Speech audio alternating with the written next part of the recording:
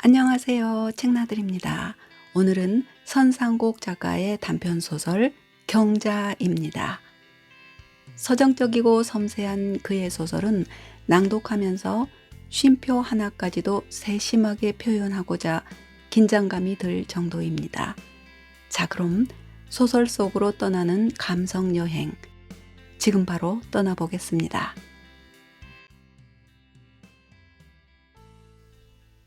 터미널 매표소에서 표를 받아든 순간이었다. 누군가 그의 이름을 불렀다. 돌아서 바라보니 고향 친구가 활짝 웃으며 손을 내밀고 있었다. 토요일 오후였다. 제대했구나. 축하한다. 악수가 길었다. 자대 저녁 신고를 마친 후 마지막 거쳐야 하는 향토사단 교육이 일주일이었다. 산전수전 다 겪었다는 제대병들이 마지막 의례처럼 묶어둔 일주일은 정신교육 과정이었다. 그 일주일을 끝으로 마지막 군인 신분을 벗는다는 해방감은 느껴본 사람만 알 수 있는 쾌감이었다. 제대병들 대부분 서로 인사하기도 바쁘게 사단 정문 앞에서 흩어졌다. 몇몇 작별주라도 마시자며 뭉쳐가기도 했지만 그가 서둘러 터미널에 도착한 것은 고향집이 제법 먼 거리에 있기 때문이었다. 예비군복을 입은 그를 알아본 순길이는 같은 동네 소꿉친구였다. 또래보다 나이가 많아 1년 전 제대한 뒤 곧바로 결혼까지 한 몸이었다. 너 처닭이 봤다고 소문 들었다. 아들?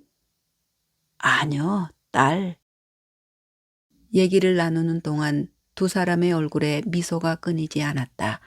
미래의 설계가 희망으로 부풀어 올 수밖에 없는 청년의 시기에는 할 일도 할 말도 많은 법이었다. 잠시 후 장흥으로 가는 버스가 승차장에 들어서고 있었다. 제법 많은 버스 승객 사이에서 두 사람은 일부러 뒤쪽에 자리를 잡고 나란히 앉았다. 시내 중심가를 빠져나와 나주평야의 풍경이 눈에 들기까지 두 사람은 침묵을 지키고 앉아 있었다. 너 그 일은 그대로 끝났냐? 차창밖 흐르는 풍경을 바라보던 순길이가 이윽고 생각난 듯 물었다. 묘한 웃음을 머금은 채였다. 한 동네 친구라서 웬만한 속사정은 서로 아는 터였지만 군대라는 서로의 어긋난 복무기간 때문에 궁금한 일들이 제법 많은 편이었다. 뭐가? 묻는 뜻을 알고 있다는 듯 반문이 나직해져 있었다. 경자 말이여. 자식. 내과리던 그가 고개를 돌렸다. 꺼내기 싫은 이야기라는 뜻이었다. 경자와 도망치려던 그 사건은 고향 동네에 다 알려진 일이었다. 마을을 벗어나기도 전에 자전거 타고 쫓아온 형에게 붙잡혀 돌아온 것은 입대 바로 전의 일이었다. 집으로 들어서자마자 형이 꿀밤을 쳤고 아버지는 방 안에서 담배만 피우고 앉아 계셨다. 어제 일처럼 생생한 기억이었다. 그나저나 물어보자. 너 그때 정말 경자와 살림 차리려고 했냐? 이미 소문난 일을 장난치듯 놀려대는 친구를 따라 그도 웃었다. 민망한 웃음이었다. 경자하고 어디로 째려고 했냐 그 말이여. 나 입더헌 뒤에 일어난 사건이라 좀 궁금하긴 했다. 사건은 무슨 시끄럽다. 니기들 둘이 언제부터 그런 사이였나 생각하니 좀 뜻밖이었다마는 경자에게 은밀한 감정을 지니고 있었던 것은 아니었다. 다만 동심이 남달랐을 뿐이었다. 보호 본능 같은 것. 어릴 때의 추억에는 누구에게나 있을 수 있는 순수함이었다. 한 동네서 짝짝꿍으로 그러기가 어디 쉽냐? 그냥 어울려 놀았다고 생각하지. 그만해. 하긴 지난 일 들추면 뭐하겠냐? 그가시나 우리 동네 뜬 지도 오래되었고. 경자와 서울로 도망치려 했던 것은 다분히 충동적이었다. 진하게 도무지 신경을 써주지 않는 아버지를 향한 오기가 돌발 행동으로 이어진 일종의 시위였다. 우리 함께 도망갔거나? 며칠 부글거리던 심화를 삭히는 중에 우연히 만났던 경자에게 불쑥 그가 꺼낸 말이었다. 언제? 뜻밖의 경자의 눈이 환해졌다. 그 대답이 여태껏 지니고 있었던 막연한 굴레를 모두 부수고 싶다는 생각을 굳혀준 셈이었다. 진짜 함께 도망가서 애기 낳고 살지 뭐. 죽어도 이 시골에 머물기 싫다는 각오를 확고하게 다짐해버린 순간이었다. 동네를 벗어나 한참 지난 곳에서 보따리를 든 경자가 울산댁에게 잡혀 끌려왔다는 것은 나중에 들은 이야기였다. 가출 사건은 짧은 소동으로 끝났지만 겨우 10대를 벗어난 청춘 남녀들에게 향한 시선은 전과 같을 수 없었다. 남들이 알까 쉬쉬했지만 소문은 빠르게 번져나간 뒤였다. 첫 휴가 나왔던 때 어머니는 뒷곁 화단 돌학에 앉아 담배를 피우고 있는 아들에게 넌지시 말했다. 울산떡 이 동네 떴다. 서울로 갔다더라. 처음으로 어른 앞에서 담배 피우는 것을 들킨 아들은 어색한 몸짓을 하고 있었지만 어머니의 말 속에 어떤 단호함이 스며 있음은 알고 있었다. 경자는 떠났다. 너와의 일도 다 끝났다는 뜻이었다. 살던 곳을 떠나 터전을 바꿀 곳은 서울밖에 더 있을까? 만약 그녀와 함께 도망치려던 계획이 성공했다면 그 목적지도 서울이었을 것이다. 서울로 간 경자. 어머니의 말에 마음이 편치 않았던 아들이었다. 군복무 중 그녀를 다시 만날 수 있으리란 기대를 버리지 않았던 그였다. 혹여라도 기다리고 있을지도 모른다는 생각이 떠오를 때마다 작게나마 책임감이 꿈틀댔던 것도 사실이었다. 순길이가 물었던 말처럼 경자와는 끝나지 않고 이어질 수 있다는 미련이 가만히 솟아오르는 기분이 들 때도 있었다. 가출 소동이 있었을 때 그애 어디가 좋아서 꿀밤을 먹인 형이 돌아서며 혼잣말로 내꺼린 말이었다. 순진하다 못해 바보에 가까운 그녀의 심성은 동네 사람 모두 다 아는 사실이었다. 누군가 조금만 큰 소리를 쳐도 금방 큰 눈에 눈물이 차는 겁 많은 아이였다. 너 설마 그가시나 아직도 맘에 있는 건 아니지? 나? 순길의 직선적인 질문이었지만 그가 부정하듯 반문한 말이었다. 야스가 울산떡 사오들 작정 정말 하고 있었냐 그 말이요. 그가 입을 다물었다. 누구보다 동생을 사랑했던 형이 고개를 돌리고 앉아있는 그에게 은근슬쩍 물었던 말도 그와 비슷했다. 너 경자 안 건드렸지? 동생은 대답 대신 눈을 흘겼고 형은 안심하는 눈치였다. 다행이다. 한숨을 쉬며 형은 말을 이었다. 쓸데없는 생각은 하지 마라. 넌 아직 어려. 그리고 우리 집 형편에 두 사람이 한꺼번에 대학 갈 처지가 아니잖니. 형이 먼저 졸업하면 어떻게든 널 책임지 마. 곧바로 취직될지는 모르겠지만. 형은 미안하다는 말로 방문을 나섰다. 그때 건들지 않았냐는 의미는 중요한 화두임은 틀림없었다. 일이 벌어진 이상 짝을 맺어줘야 한다는 결론으로 충분히 치달았을 수 있었기 때문이었다. 그러나 뜻밖의 울산댁이 조용했던 이유는 지금까지 알 수 없는 일이었다. 경자 엄니가 마을서 힘들게 살았지만 딸 신세는 걱정이었겠지. 엄니 때문에 보따리 쌌다고 경자도 악을 썼다제. 그 말을 들은 경자 엄니가 아무 말도 안 하더란다. 경자 엄니가 그때 결심을 한 모양이요. 다 접고 소문난 동네에 떠날 작정을 했던가벼. 동네 사람 시선이 어디 좋았겠냐마. 네 아버지 엄격하신 거 동네에서 모르는 사람 누가 있냐. 나가 휴가 와서 들은 게 그라도 말 한마디 안 하셨던만. 딸년 어떻게 갈척간디 총각을 꼬셔서 함께 도망갈라 했느냐는 말은 사실 주변 사람들의 허는 말이었지. 그라도 모두 경자를 알고 있지. 그 맹탕이 그런 쏘삭질이라도 할 줄 알았으면 다행이라고 말이여. 말이 낯선 게 말이지만 너 땜시 가시나만 손해 아니여 썩을 놈아. 말 끝에 그가 웃었다. 이젠 모두 지나간 일이라는 관대함이랄까. 그 웃음은 곧 순진한 애를 왜 건드렸느냐는 빈잔이나 다름없었다. 모두 다 그의 입대가 소문을 회피하기 위한 수단이었다고 여겼을 것이다.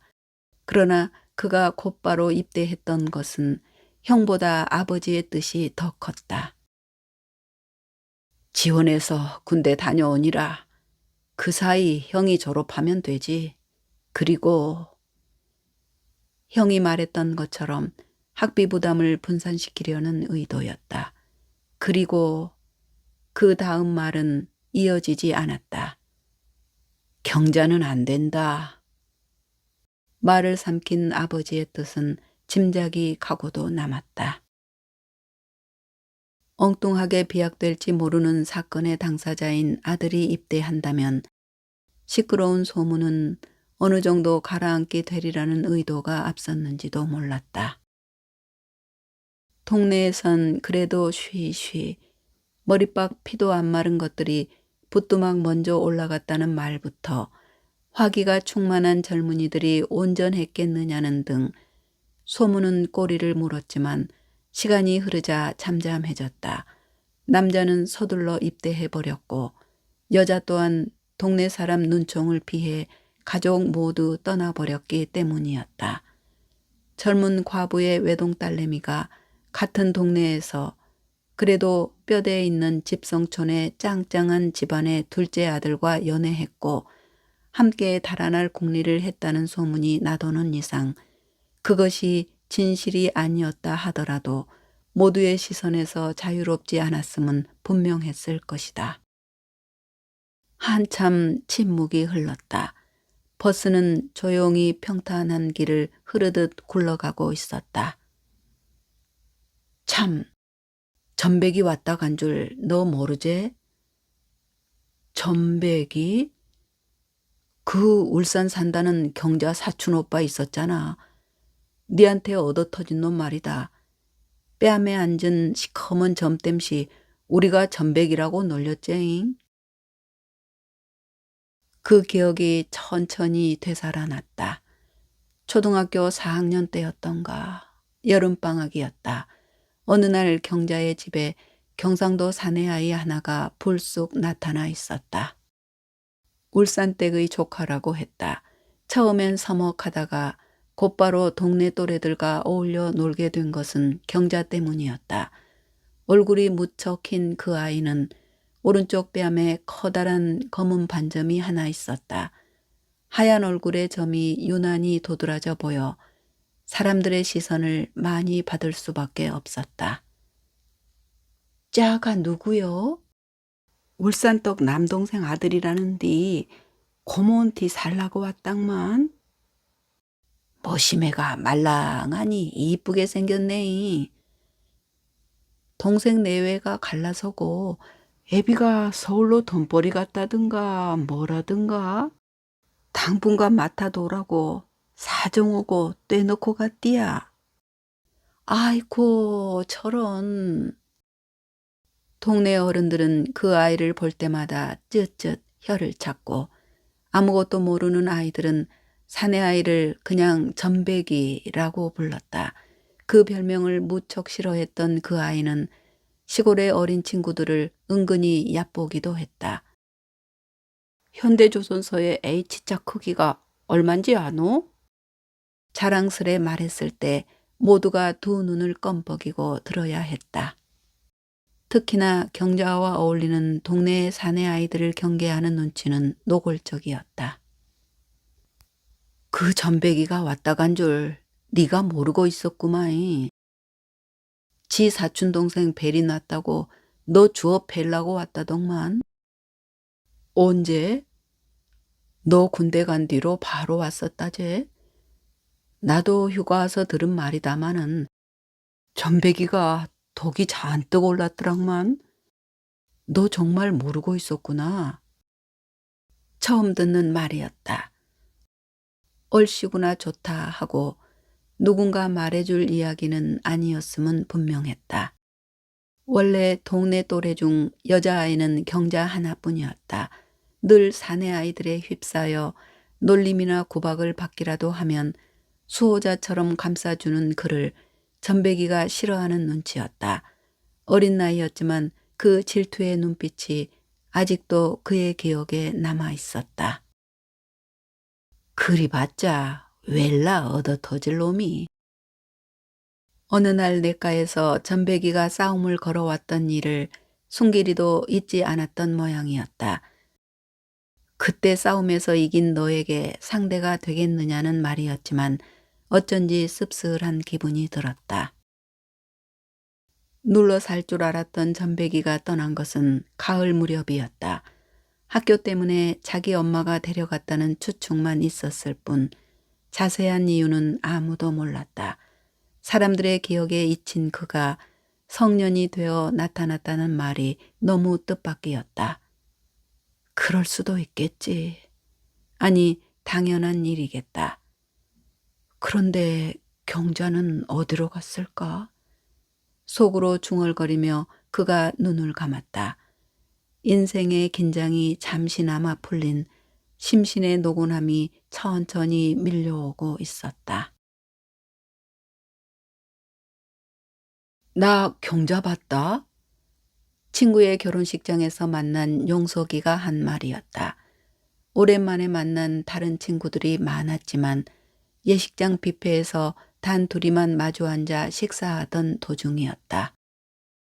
지리산 등반 마치고 구례 쪽으로 내려오는데 서울에 있을 거라는 추측뿐 그 누구도 경자의 행적을 아는 사람은 없었다. 그녀의 자취가 늘 궁금했던 그로서는 그냥 넘어갈 수 있는 말이 아니었다.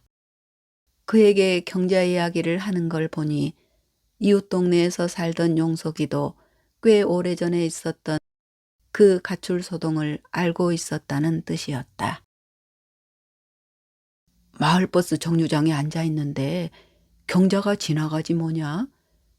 쟤가 어찌 이 동네에 있나 하고 이름을 부르려는데 마침 버스가 와서 그냥 왔어.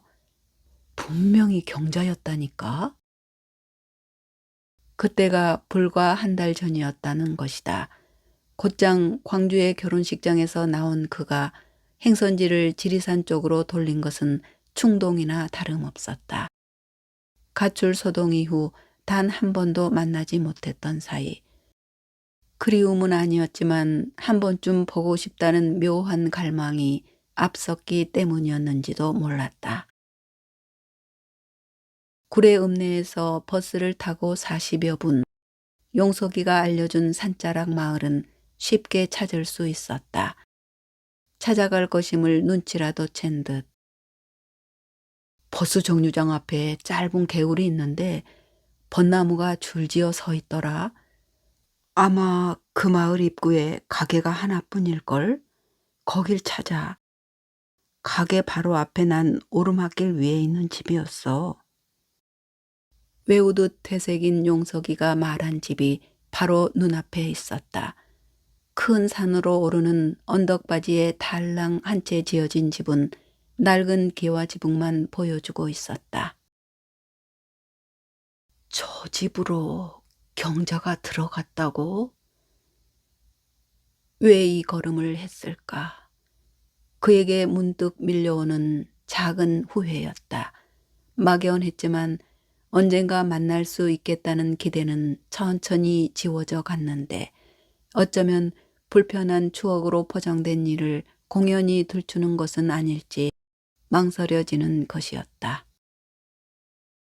고개를 흔들어 더 이어지려는 약한 생각을 떨쳐낸 그가 용기를 냈다. 여기까지 왔는데 그래도 들어가 보자. 작정하고 비탈길에 오르기 시작할 때였다. 위쪽에서 회색 바지 정장을 한 여자가 걸어 내려오고 있었다. 토박이들이 객지 사람을 바라보는 경계심 같은 그녀의 눈빛이 어쩐지 싸늘해 보였다. 텃세 같다고 느낀 그가 개의치 않는다는 표정으로 그녀를 스치고 지나갔다. 힐끗 바라본 그녀의 손에 파란 점선이 그려진 노란 서류봉투가 들려있는 것을 보니 아마도 공무원일지 모른다는 생각이 들었다. 오르막 끝에 문도 없이 널찍한 마당이 나타났다. 마당 뒤쪽에 오래된 기와집이 낮게 앉아 있었다. 마루 쪽을 가로막은 빨랫줄에 하얀 아기 기저귀가 몇 장 널려 있었다. 이 집에 아기 기저귀? 그렇다면 경자는 결혼했단 말인가? 또다시 무모한 걸음이었는지도 모른다는 생각에 망설여지는 시간이 제법 길었다. 한참 뒤 그가 목소리를 냈다. 계십니까? 오래 걸리지 않고 곧바로 마루 옆 작은 방에 문이 열리는 소리가 들렸다. 짧은 시간이었지만 그의 앞을 가린 하얀 기저귀가 시야를 희롱하듯 바람에 흔들리고 있었다. 오메, 오메매매. 마당에 내려선 여자가 기저귀 건너 기웃 고개를 내민 남자를 보자마자 놀란 소리를 냈다. 그의 앞에 눈을 동그랗게 뜨고 선 여자, 경자였다. 얼굴에 번진 기미가 세월이 제법 흘렀음을 증명하고 있었지만 그 옛날의 경자가 틀림없었다. 경자? 너 이게... 그의 시선이 기저귀에 가 있었다. 무슨 일이냐? 어이없어 묻는 말이었다. 이 상황이 도대체 뭐냐는 말이었지만 그것이 주제 넘은 질문이었을지도 몰랐다. 그녀는 놀란 표정 그대로 여전히 입을 벌린 채 서 있었다. 그 옛날 말도 제대로 하지 못했던 그녀에게 하늘거리는 아기 기저귀를 보고 이게 뭐냐고 묻는 게 과연 맞는 말이었을까? 미묘한 심사를 억누르며 그녀를 바라보는 동안 짧은 침묵이 흘렀다. 너 결혼했냐? 그가 다시 물었다. 현실을 믿고 싶지 않다는 질문이었다. 그 순간 그녀의 눈이 그의 얼굴을 노려보고 있다는 것을 깨달았다. 뜻밖이었다. 왜? 나는 결혼하면 안 되냐? 나 결혼했다. 왜? 그녀의 음성이 송곳처럼 날카로웠다. 엄마? 반사적으로 그의 입에서도 터져나온 말이었다. 야가 야무러졌네. 순간적으로 스친 생각과 함께였다. 군 제대 후 몇 년 서울에 있는 동안 고향의 사투리가 다소 씻긴 그였지만 옛 시절의 회상 자리라도 되는 양 옛 말투가 반사적으로 터진 것을 스스로 모르고 있을 뿐이었다. 그녀가 잠시도 머무르지 않고 그의 말을 되받았다. 엄마? 뭐가 엄마냐? 옛날에 나가 아닌께 이상한갑다잉. 그리서 어쩌자고? 나가 이렇게 된 걸 보려고 왔냐? 책임질 일 없었은 게 꼬숩냐? 꼬숩냐? 곧 고소하냐는 그녀의 말이 가슴을 찔렀다. 그녀의 목소리가 크다는 것은 집안에 또 다른 사람이 없다는 뜻과 같았다. 만에 하나 울산댁이 나타날지 모른다는 그의 염려는 사라졌다. 경자의 앙탈에 가까운 뜻밖의 반응은 한때 소꿉친구끼리 쉽게 오갔던 친근감 있는 언어일 수도 있었다. 짧다면 짧은 그러나 오랜만에 만난 사이에 미묘하게 치솟는 원망과 울분이 함께 뒤섞인 감정의 표현이었는지도 몰랐다. 그 옛날 함께 하자 했던 작은 진정이 어긋났다는 심술 때문이었을까. 이름만 들어놓고 책임지지 않으려 비겁하게 군대로 내뺀 놈이란 뜻이었는지도 모른다. 책임져야 할 일이 없다곤 하지 않겠다. 그래, 너 찾아온 것이 잘못이긴 하다만 내가 결혼했고 애까지 낳은 줄 알았다면 설마 내가 여길 찾아왔겠냐? 책임 있다는 말을 불쑥 해버린 스스로가 민망했지만 뜻밖의 그녀는 아무 말도 하지 않고 있었다. 다 옳다는 뜻이었을까? 아니면 가당치도 않다는 뜻이었을까? 침묵이 흘렀다. 그녀의 눈이 뒷산을 향해 있었다. 그때야 그의 눈에도 가까운 산의 모습이 들어왔다. 그도 그녀의 시선을 따라 한참 동안 그 산을 바라보고 있었다.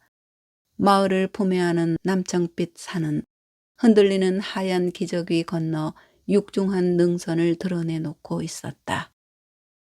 산빛이 우울해 보였다. 결혼했다면 당연히 행복해야 한다.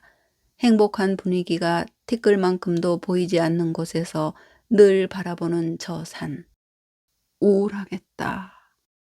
그제야 경자가 우울하겠다는 생각이 그의 마음에 파장을 일으키고 있었다. 애 아빠는 어떤 사람이냐? 나직하게 그가 물었다. 따지고 보면 그 가출 소동 이후 적지 않은 세월이 흘렀다. 그 사이 어떤 변화를 겪고 여기까지 걸어왔을까? 그녀의 걸음이 조금 궁금해진 것도 사실이었다. 네가 알아서 뭐 하려고? 묻는 어투와는 다르게 다시 당찬 대답이 돌아왔다. 조금 전에 어투 그대로였다. 여전히 먼 산에 시선을 둔 그녀의 감정은 풀리지 않은 어떤 응어리를 지닌 것 같았다. 전에는 도저히 상상할 수 없는 그녀의 태도였다. 그 옛날 함께 도망가자던 말을 듣던 경자의 표정이 떠올랐다. 우리 함께 도망갔구나. 언제? 그리고 한참 뒤였다. 돈도 없음서. 경자가 그렇게 중얼거렸을 때 소라도 끌고 올게. 그가 했던 대답이었다. 마침 집을 다니러 온 형에게 초저녁에 아버지가 건넨 돈뭉치를 떠올렸기 때문이었다. 그때 그 순진하고 여리며 어쩌면 어리석고 백지 같았던 여자. 그의 말이면 그저 껌뻑 죽어 순종의 표본처럼 고개를 숙일 줄 알았던 그녀가 지금 사나운 고양이처럼 자기를 쏘아보고 있었다. 짧은 시간이 흘렀다. 그녀가 혼잣말로 중얼거렸다. 돈은 뭐 땜시 훔쳐서.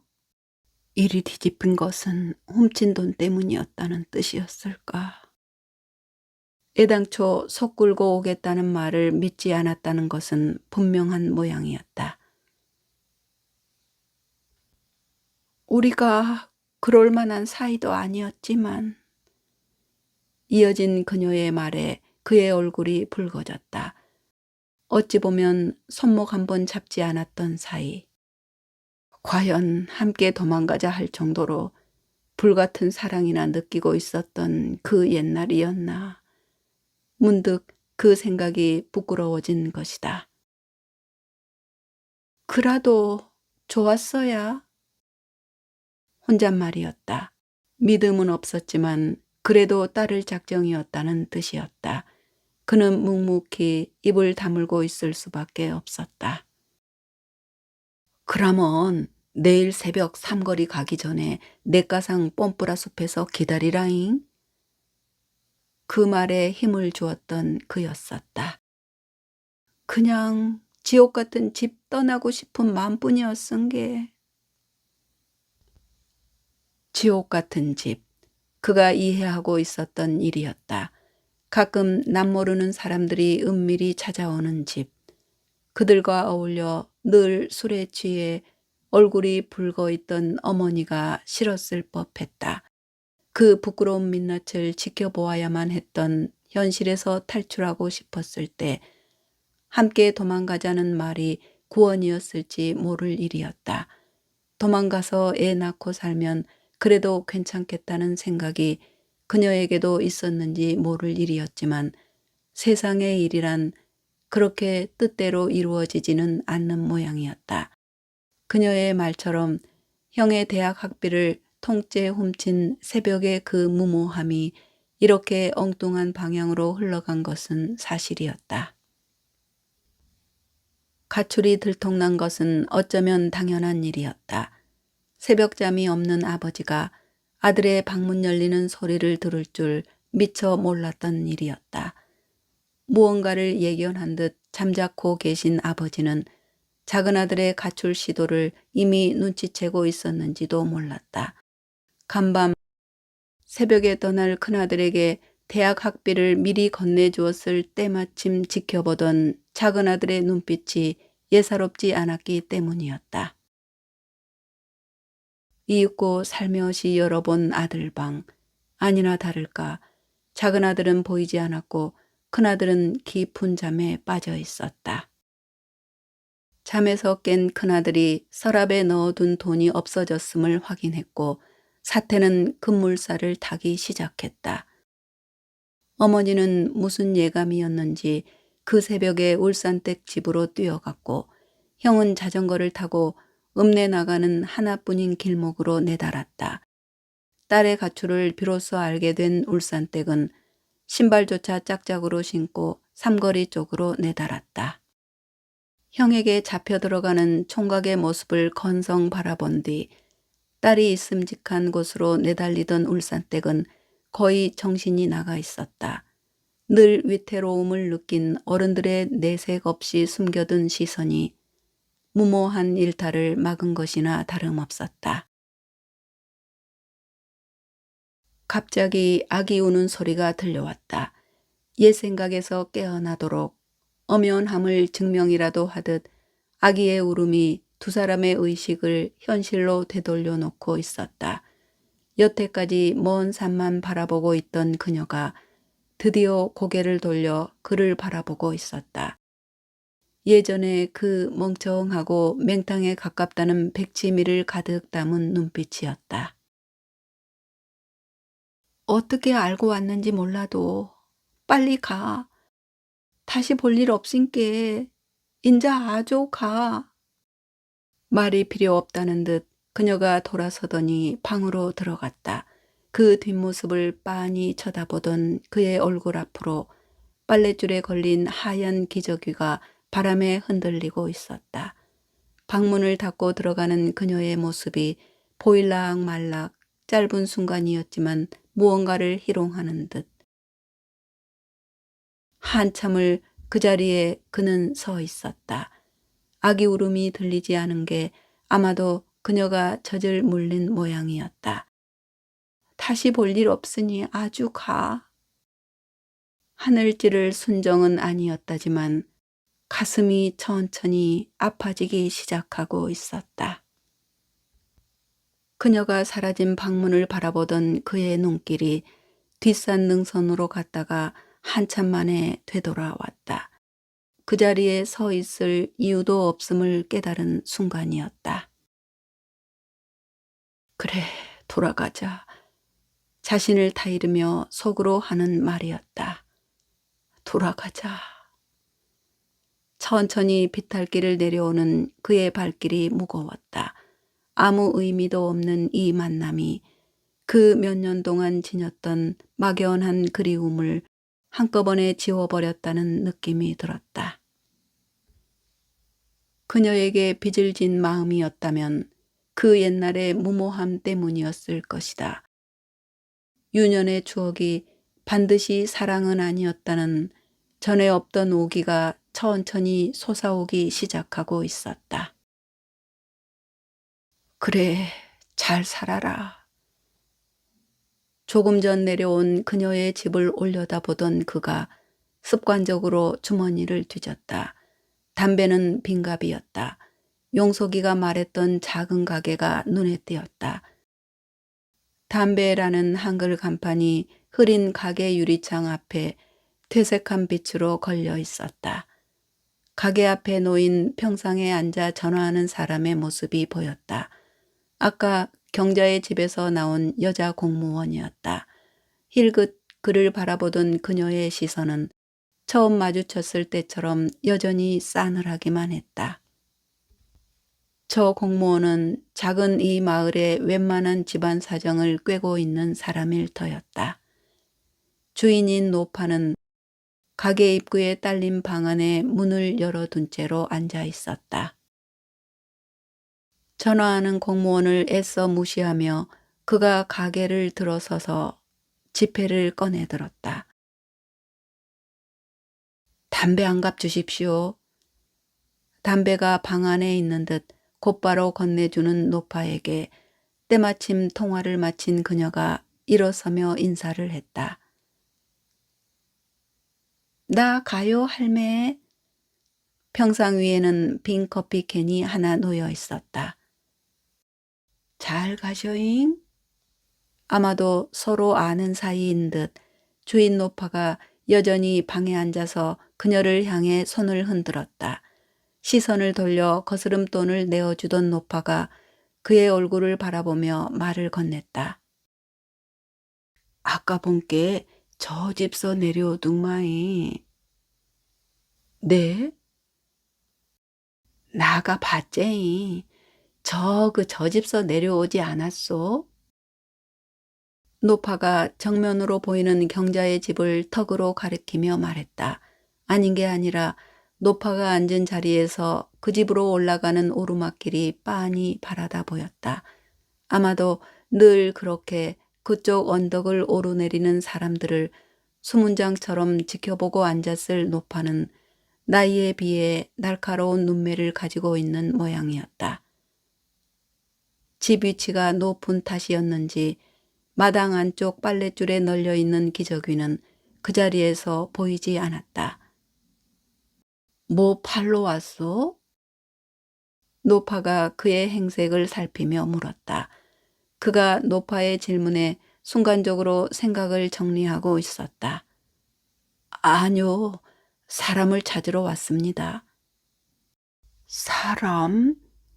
저 집 작은 방 남자?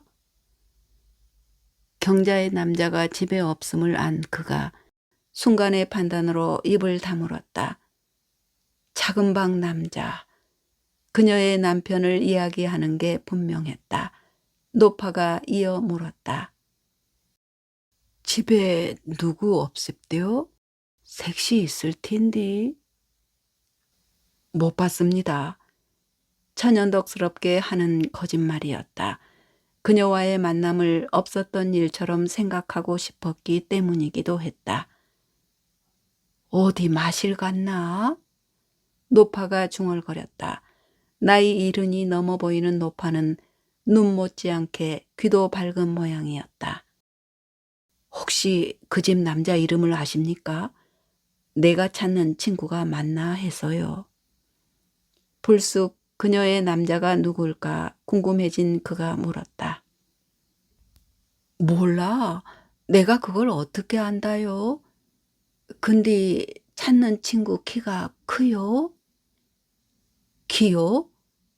난데없는 무슨 키인가 싶어 되묻는 말은 아랑곳하지 않고 노파가 중얼거렸다. 저 집 남자 멀뜩하게 키가 크등만 키 크면 속없다는디. 노파가 실없이 웃었다. 경자의 남자는 키가 큰 모양이었다. 그런데 그 남자는 원래 여기 사람입니까? 아니요. 그랑께 이름도 모르제이. 생판 처음 본 사람이요. 처음 여기 온 날 우리 동네에 빈집 있냐고 묻더라고. 산에서 내려오는 길에 본께 하도 마을이 조용하고 경치가 좋아서 반있다디야 뭐라디야. 마침 이장내 성수가 살았던 저 집이 비어 있다고 내가 말이 좋제. 노파가 묻지도 않은 말을 혼자 짓거리고 있었다.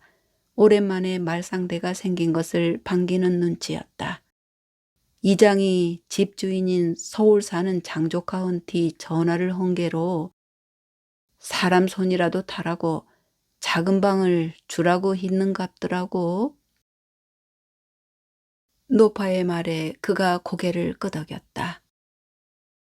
며칠 뒤에 애기 보드문 섹시랑 함께 와서 저 집에 들대 이삿짐도 별로 없이 단촐하등만. 그게 언제였습니까? 올 봄.